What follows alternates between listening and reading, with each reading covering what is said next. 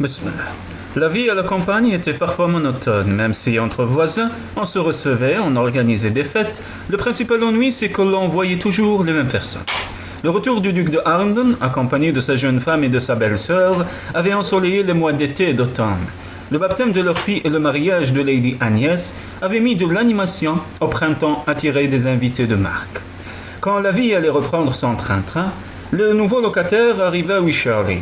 Henry Lomax était célibataire, ce qui éveillait l'intérêt de toutes les jeunes personnes non mariées de la région ainsi que celui de leurs parents. Colonel en retraite, il devait disposer de toute une panoplie d'histoires mouvementées ou galantes. Il était installé à Wycherley depuis une journée à peine qu'il recevait déjà une quantité de visites et d'invitations. Luc et Anna, en compagnie de la douairière et de Henrietta, furent parmi les premiers à venir présenter leurs vœux de bienvenue à leurs nouveaux voisins.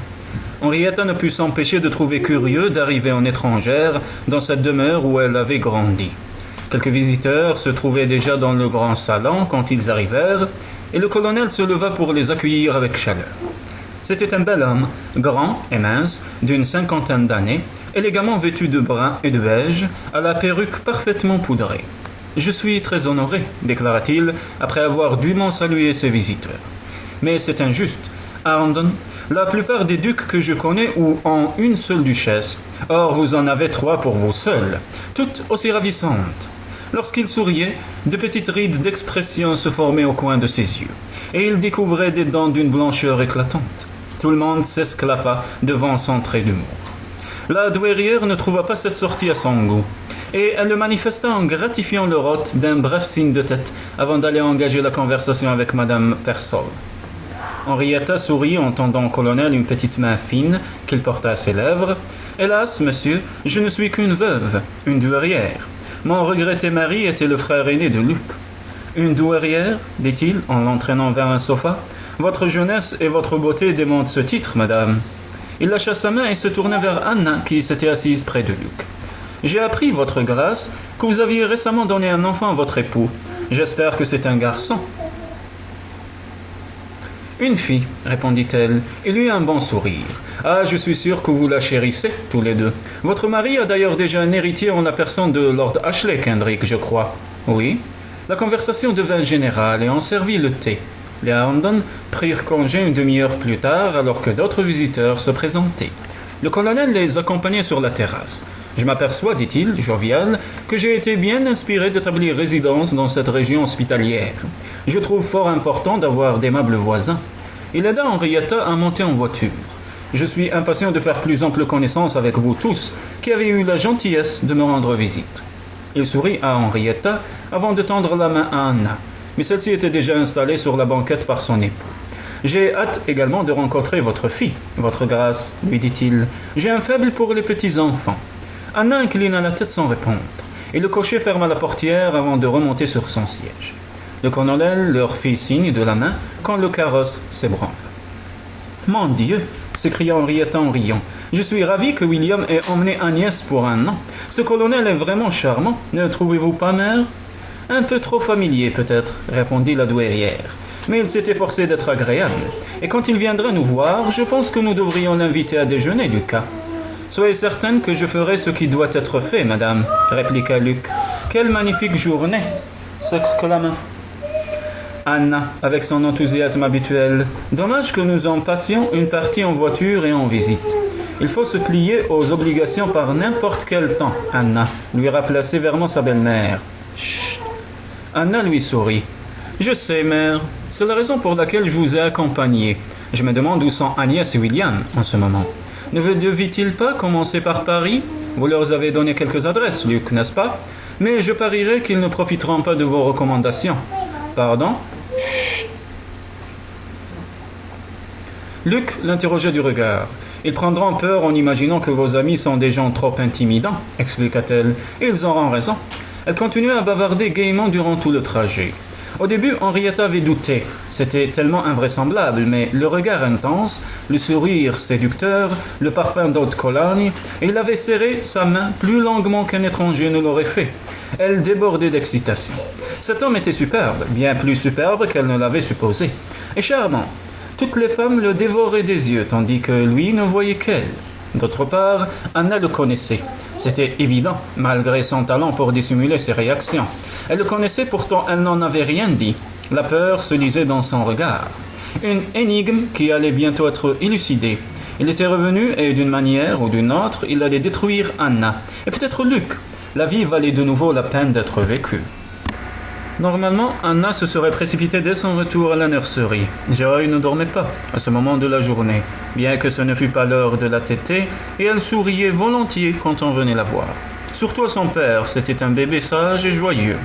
Mais ce jour-là, après s'être excusée, Anna monta se réfugier dans son boudoir, dont elle ferma soigneusement la porte derrière elle, regrettant qu'il n'y ait pas de verrou. Ce n'était d'ailleurs pas grave, car Luc n'y venait jamais sans être invité, et les autres la croyaient sûrement près de sa fille. Les mains glacées et tremblantes, elle respirait avec peine. Sa tête bourdonnait, ses genoux menaçaient de lâcher, elle se laissa tomber lourdement dans le fauteuil le plus proche. Elle aurait dû deviner. Pourquoi ne s'était-elle pas préparée? Certes, elle y avait pensé brièvement lorsqu'Will avait annoncé qu'il louait sa maison. Mais elle s'était bien vite rassurée en entendant le nom du nouvel occupant. Et aujourd'hui, elle était arrivée à Wycherley, en toute naïveté. Chut! Mon Dieu, elle se cacha le visage dans les mains. Hélas, il n'y avait rien à attendre de Dieu ces temps-ci. Et en 3 ans, il lui avait offert un seul cadeau, Luc et Joy. Mais c'était un cadeau empoisonné, un cadeau qui apportait l'illusion du bonheur, de la sécurité, un cadeau qui lui serait bientôt arraché. Bladen s'était comporté exactement comme il se comportait à Hencourt. Il s'était montré chaleureux, convivial, et tout le monde l'avait apprécié. Tout le monde avait hâte de l'inclure dans le cercle de la vie sociale. Il était beau, élégant, viril. Henrietta n'était tombée sous le charme, et la douairière elle-même avait fini par se laisser amadouer. Anna s'appuyait au dossier du fauteuil, ainsi tout recommençait. Il viendrait la voir, et il lui demanderait de l'argent. Il exigerait peut-être qu'elle l'aide d'une autre manière, qu'elle l'assiste dans ses méfaits. Non, plus jamais. Cela, elle se l'interdisait. Alors, qu'allait-elle faire? Son premier mouvement fut de tout avouer à Luc, jusqu'aux détails les plus sordides. Quel soulagement ce serait de se confier à celui qu'elle aimait plus que sa vie. Elle essaya d'imaginer la scène, mais elle ne voyait que le visage de Luc, d'abord incrédule, puis méprisant, le regard froid, les dents serrées. Ensuite, il la chasserait en angle et engagerait une nourrice pour Joy. Il la remettrait aux autorités, bien loin de Bowden Abbey, afin que le scandale ne se répercute pas sur sa famille. Elle ne le verrait plus jamais, ni lui ni sa fille. Non, c'était ridicule. Luc ne réagirait pas comme ça, elle était son épouse, sa compagne. Il ressentait au moins une certaine affection pour elle. Il l'écouterait avec indulgence, il s'arrangerait pour l'aider. Pourtant, elle se rappelait son attitude devant la trahison de son frère George. Non seulement il ne lui avait jamais pardonné, mais il ne s'était même pas rendu sur sa tombe depuis 1 an qu'il était revenu. Elle ne pouvait courir le risque de tout perdre. L'enjeu était trop important. Il y avait Joy à présent en plus de Luc. Mais elle les perdrait de toute façon. Et elle avait le sentiment que le dénouement se précipitait à un moment ou à un autre. Sir Lewis Bladen allait l'emmener, loin de Luc, loin de Joy, peut-être loin de l'Angleterre. Se laisserait-elle faire ou lutterait-elle? Mais comment se défendre? Oh, elle aurait dû tout raconter à Luc, le jour où il était venu la demander en mariage. Ou mieux encore, refuser de l'épouser. Elle serait maintenant avec Sir Lewis, là où il avait l'intention de l'emmener. Elle saurait ce qu'il attendait d'elle, qu'elle devienne sa maîtresse, sa femme, ou bien ni l'un ni l'autre. Mais elle saurait. Et elle ne serait pas tombée dans le piège de ce semblant de bonheur, d'espoir. Anna en avait la nausée, au propre comme au figuré. Dans la bibliothèque, Luc feuilletait distraitement un livre qu'il avait pris au hasard sur les rayonnages. Lui aussi aurait dû monter tout droit à la nurserie pour jouer avec sa fille. Il aurait même pu suggérer qu'Anna et lui l'emmènent en promenade. Il faisait tellement beau. Mais il s'était enfermé dans la bibliothèque. Le colonel Lomax était un homme raffiné, qui avait de la prestance, une conversation agréable, une certaine élégance. Il savait se montrer courtois envers les hommes. Charmant avec les dames, il serait certainement invité partout durant l'été. Henrietta elle-même était visiblement séduite, ce qui était bon signe. Luc ferma le livre d'un coup sec. Bon sang.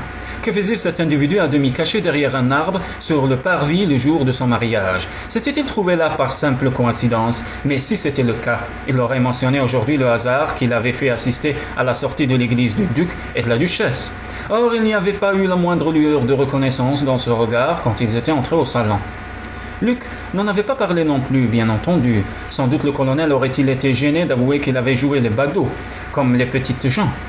Luc replaça le livre sur l'étagère, en prit un autre sans même en regarder le titre. Il n'y avait pas que ça, se dit-il. Il était intimement convaincu, mais il pouvait se tromper, que le colonel Lomax était l'homme qui se promenait avec Anna dans les jardins du Ranelagh le soir du bal. Cependant, il portait une cape, il était masqué, et Luc se souvenait seulement qu'il était grand et mince. Il y avait des milliers d'hommes grands et minces en Angleterre, et c'était folie d'imaginer que ce fût justement celui auquel ils étaient allés rendre visite cet après-midi. En outre, Anna et lui ne semblaient pas se connaître.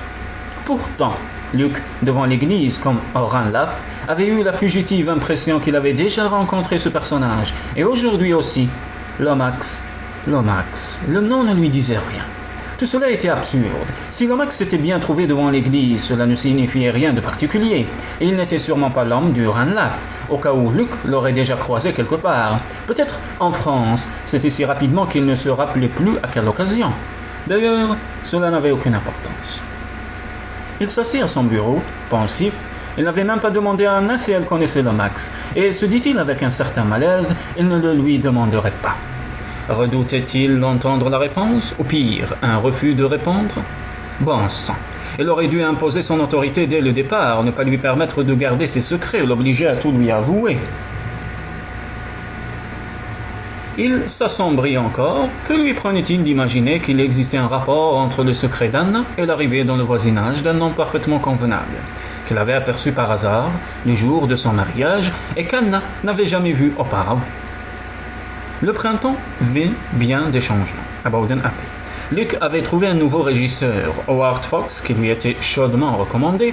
Il devait commencer dans quelques semaines, lorsqu'il aurait terminé sa période de préavis chez son ancien employeur. Ashley rejoindrait la Compagnie des Indes dès qu'on le convoquerait. Elle était enchantée et Luc aussi. Ashley pourrait enfin se construire sa propre vie, comme lui-même l'avait fait en France. À ceci près que le jeune homme se sentirait soutenu et aimé par sa famille, bien que sa mère considérât qu'il déshonorait leur nom en s'associant à une entreprise commerciale. Ashley saurait qu'il pouvait revenir s'il le souhaitait. Et puis, Doris devait retourner à Londres pour la saison mondaine. Elle s'y serait même déjà trouvée sans les festivités qu'il avait retenues à Bowden. Luc n'avait pas vraiment fait la paix avec elle, comme avec son frère, mais au moins se traitait-il avec politesse depuis quelques mois.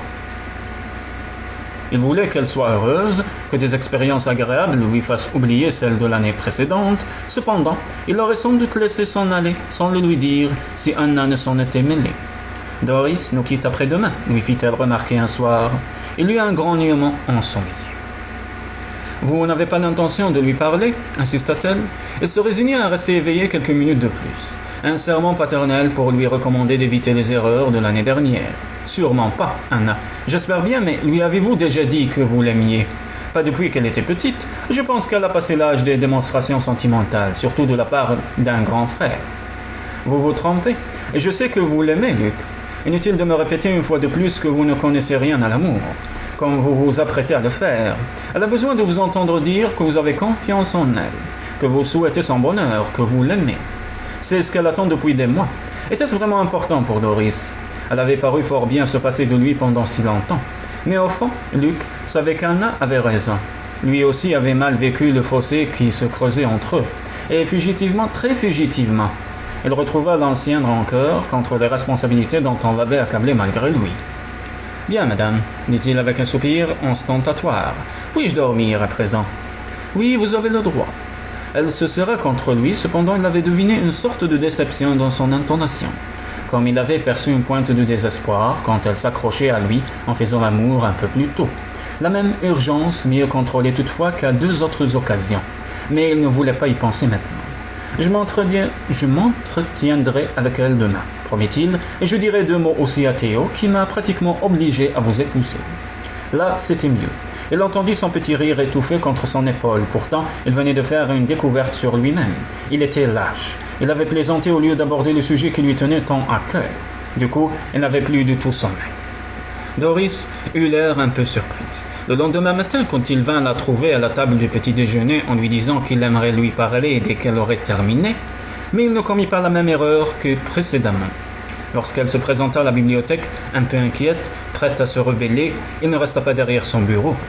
Il y a des nuages ce matin, dit-il, mais il ne fait pas froid. Si nous allions faire un tour dans le parc. Elle eut l'air encore plus soupçonneux. Je sais ce que tu vas me dire, attaqua-t-elle une fois dehors. Je n'ai pas l'intention de lui écrire, ni d'essayer de le voir, Luc. Je t'ai déclaré que je le détestais. Et c'est vrai. D'ailleurs, en un an, je suis devenu plus raisonnable. Je n'ai pas besoin que tu joues les pères intransigeants. Et comment me verrais-tu dans le rôle du frère affectueux? Elle éclata de rire. Affectueux? Te rappelles-tu ce que tu devais demander un jour au roi? Au roi. Tu voulais le supplier de te laisser m'épouser parce que tu m'aimais plus que n'importe qui au monde. Plus que père, plus que Georges, et même un peu plus qu'Ashley. Tu te souviens? Elle le regarda un instant avec de grands yeux. Puis elle partit de nouveau d'un rire clair. Non, j'ai dit ça. Tu avais 5 ans, mais tu étais décidé à le faire quand tu serais grande. Je n'ai pas été correct avec toi, Dor. En ne m'emmenant pas voir le roi? En me comportant sans affection ni indulgence l'année dernière, dans cette histoire avec Crowley. Elle rougit. Oh, ça, tu as raison, Luc. J'aurais été affreusement malheureuse avec lui. À mon avis, si j'ai plus ou moins dévoilé mes projets à Anna, le soir du Ranelagh, c'est que j'espérais vaguement qu'on m'empêchait de les réaliser. Mais bien sûr, à l'époque, je ne l'aurais admis pour rien au monde. J'aurais dû te prendre dans mes bras et ne pas te lâcher avant que tu aies promis de ne jamais donner ma sœur préférée à un coureur de dot. Tu n'as qu'une sœur, Luc. Justement, une sœur dont j'ai été séparé trop longtemps. Ne recommence jamais une aventure de ce genre, Dor, où je tue l'individu, quel qu'il soit. Tu pourras épouser qui tu voudras avec ma bénédiction, dans les limites du raisonnable, bien sûr, à condition qu'il t'aime davantage que 5000 livres. Dans les limites du raisonnable? Répéta-t-elle en souriant. Je retire ces mots. Pardonne-moi, le poids des responsabilités est bien lourd parfois. Je m'inquiète pour toi bien que je te fasse confiance, Dor. Tu as 20 ans et la tête sur les épaules. Je suis sûr que tu sauras choisir quelqu'un qui te rendra heureuse pour le reste de tes jours. Comme toi, comme tu as choisi Anna? La question le prit au dépourvu. Exactement. C'est au moins en partie vrai. Mais le bonheur éternel, le désespoir qu'il avait senti chez son épouse la nuit précédente... Doris, spontanément, mit les bras autour de son cou et l'embrassa sur les 2 joues, des larmes perlaient dans ses yeux. Je suis désolé de t'avoir laissé prendre l'initiative de cette conversation. Toute l'année, j'ai voulu te dire combien je regrettais mon attitude puérile, combien j'étais soulagé que tu m'aies empêché de commettre une bêtise irréparable. Il sourit. Tu devrais sourire plus souvent, reprit-elle. Comme ça, tu ressembles au frère que j'aimais. Oui, tu es vraiment mon frère. Elle glissa son bras sous celui de Luc et ils continuèrent leur promenade. « Je suis contente, dit-elle, que tu n'aies pas épousé Henrietta, et je regrette que Georges l'ait fait. » Luc se raidit. Il n'avait pas le choix, et s'il a été malheureux, il l'a bien mérité. « Allons, tu n'as pas cru à cette histoire, quand même, Luc. »« Je n'ai pas envie d'en parler. Tu ne peux pas penser sérieusement que Georges a violé Henrietta ?» insista-t-elle. Il ne voulait pas aborder ce sujet, et surtout pas avec sa sœur. La plaie avait cicatrisé, mais elle risquait de se rouvrir. Il y avait la perte de Henrietta, mais il y avait une autre perte, plus douloureuse encore, celle de Georges, son frère bien-aimé. Henrietta était enceinte, Dor, dit-il sèchement. Alors Georges l'a épousée. Tu ne sous-entends quand même pas que le bébé était de moi. Les enfants voient bien des choses, Luc. J'observais tout, étant petite. J'ai vu comment Henrietta regardait Georges quand il est rentré, si beau, si séduisant de son tour du monde. Et puis, elle était marquis, héritier de père. Elle faisait du charme dès que tu avais le dos tourné, parce qu'elle voulait devenir duchesse un jour. Dor, protesta Luc, il s'agit de ta belle-sœur, je te le rappelle. Je te prie de changer de conversation, de te taire. Elle ne se laissa pas impressionner par le ton péremptoire de Luc. Il s'agit aussi de mon frère, riposta-t-elle, et du tien. Tu ne peux pas avoir pensé ces horreurs sur lui. C'est impossible. Il s'est passé quelque chose entre Georges et Henrietta, certes, mais c'est elle qui a tout manigancé pour le séduire, je te le jure. Georges a succombé à un instant de faiblesse, et il en a supporté les conséquences pendant toute sa vie. Pauvre Georges.